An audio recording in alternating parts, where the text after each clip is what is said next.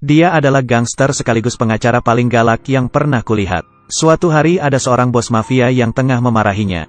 Ia pun langsung mengirim sebuah pesawat pribadi untuk menyiram minyak. Supaya bos mafia itu tahu apa akibat jika ia telah membuat kesal dirinya. Dia pun lekas pergi dari sana. Sembari menyalakan pemantik api dan melemparnya ke belakang. Gayanya ini, sungguh membuat para gadis muda terpukau.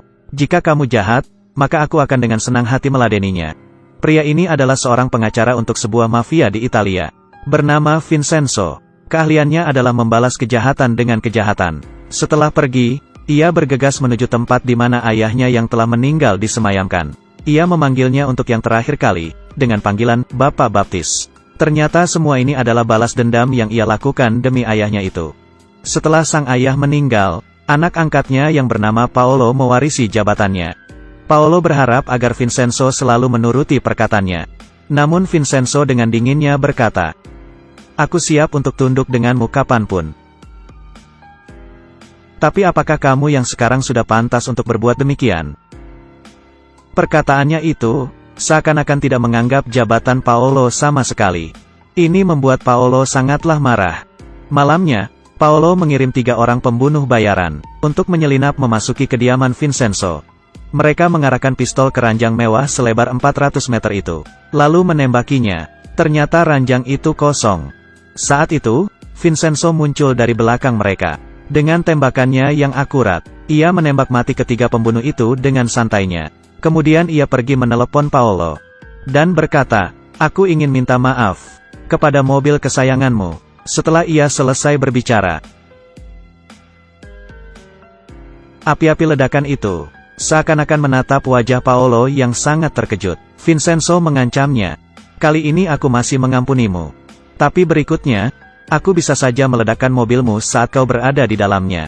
Setelah itu ia langsung menghancurkan kartu teleponnya, dan dicelupkan pada gelas anggurnya. Vincenzo memutuskan untuk pergi meninggalkan Italia, lalu membangun kehidupan yang baru di Korea. Dirinya yang sudah berpengalaman menjadi bos selama beberapa tahun itu, tentu tidak sulit jika ingin membuka usaha di negaranya sendiri. Namun setelah itu ia baru paham apa arti kesengsaraan. Setelah keluar dari bandara, ada seorang supir yang sedang membatalkan pesanan tamunya lalu pergi menawarkan jasanya pada Vincenzo. Vincenzo berkata bahwa ia ingin pergi ke tengah kota Seoul. Supir itu pun setuju, lalu dengan ramah mempersilakan tamunya untuk naik ke mobilnya. Di perjalanan ia begitu lengah, sembari mengambil botol air untuk diminum. Dan ia pun tertidur. Setelah terbangun, semua barang yang ia miliki ternyata sudah dirampas oleh kedua preman ini. Karena ia khawatir jika ini adalah aksi balas dendam, ia pun bertanya siapa sebenarnya mereka. Tak disangka, ternyata 2 orang ini adalah 2 orang penipu yang licik. Kemudian salah satu di antaranya menendang Vincenzo hingga ia tak sadarkan diri. Setelah ia siuman lagi, Vincenzo tersadar bahwa 2 penipu tadi ternyata hanya menyisakan 50.000 won untuk ongkosnya.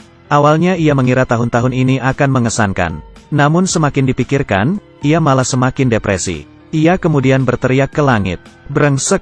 Aku pasti akan menangkap kalian, dan menghabisi kalian semua. Aku bersumpah demi Tuhan. Dasar Korea brengsek. Gak tahu diri. Diam. Aku bilang diam. Bajingan." Vincenzo pun mengambil uang 50.000 won tadi untuk naik bis. Beberapa wanita di dalam bis itu diam-diam membicarakan pria yang lebih tampan dari Sung Joong-ki ini. Seorang di antaranya memberanikan diri untuk memberinya tisu basah untuk mengelap wajahnya yang kotor itu. Urusan wajah tampan sudah biasa baginya. Kemudian seorang bos bernama Bapak Chao telah mempersiapkan tempat tinggal untuk dirinya. Bapak Chao berbuat demikian bukanlah tanpa alasan. Ini semua karena ia pernah berteman dengan Vincenzo, lalu membeli sebuah gedung tua untuk menyimpan 15 ton emas miliknya. Di gedung itu ada sebuah lantai yang berisi berbagai macam toko. Di antara toko itu ada yang memiliki ruang bawah tanah yang telah mereka desain agar ruangan itu hanya bisa diakses oleh retina Vincenzo. Ruangan inilah yang menjadi tempat penyimpanan emas miliknya. Vincenzo melihat, ternyata bagian atas ruangan itu adalah sebuah wihara. Dan di sana hanya tinggal seorang biksu. Dia sangat puas. Saat itu para penyewa gedung mendengar bahwa pemilik gedung telah membawa seorang pemuda untuk berbicara dengannya. Mereka mendapat kabar bahwa ada perusahaan arsitek besar yang ingin membeli gedung tua itu. Jadi mereka pun datang untuk memastikan. Dan karena gedung ini menyimpan 15 ton emas, Vincenzo dan Bos Chao tentu tidak ingin menjual gedung ini. Setelah mendengar jawaban dari Vincenzo, mereka pun lega. Setelah berurusan dengan mereka, Vincenzo yang terbiasa hidup dalam kemewahan itu pun kembali ke kamarnya untuk beristirahat. Saat mandi ia merasa bahwa airnya terlalu dingin. Ia pun memutar keran hingga menjadi yang paling panas. Tubuhnya menjadi kepanasan. Showernya menjadi seperti anak nakal yang menembak-nembak air. Meski tidak puas terhadap shower kuno itu, ia pun tetap memaksakan diri untuk mandi, walau harus sambil menahan panas. Panas sekali. Panas. Besoknya, Vincenzo dan Bos Chao dipanggil untuk membicarakan urusan jual beli gedung itu. Pembeli menawarkan harga yang begitu bombastis. Namun Vincenzo seperti tak berselera saat melihat kertas kontrak itu. Apalagi gedung itu memiliki 15 ton emas di dalamnya. Tindakan Vincenzo yang terlihat meremehkan itu telah memancing emosi lawan bicaranya. Lawan bicaranya pun memberitahu akan mengancamnya. Namun Vincenzo bukanlah orang yang mudah untuk dikelabui. Dia pun menjawab, "Kau sedang mengancamku. Berikutnya tolong jangan berbuat demikian. Karena ini adalah peringatanku yang terakhir." Sekembalinya ke gedung tua itu, Vincenzo mengumpulkan semua penyewa gedung, dan menjamin mereka semua bahwa ia tidak akan menjual gedung itu. Ia hanya meminta mereka untuk pindah sementara waktu, agar ia bisa merenovasi gedung itu. Sekembalinya ke rumah, Bos Chao mendapati istrinya telah diculik.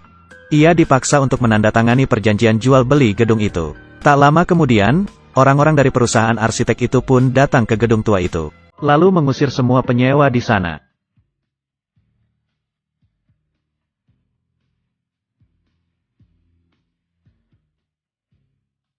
Begitulah cuplikan film Sung Joong Ki yang terbaru. Vincenzo, episode pertama. Film ini mengisahkan seorang pengacara mafia yang membalas kejahatan dengan tindakan yang lebih kejam lagi. Episode berikutnya akan lebih menegangkan. Jika kalian suka jangan lupa like, komen, dan follow kami, supaya kalian tidak ketinggalan episode berikutnya.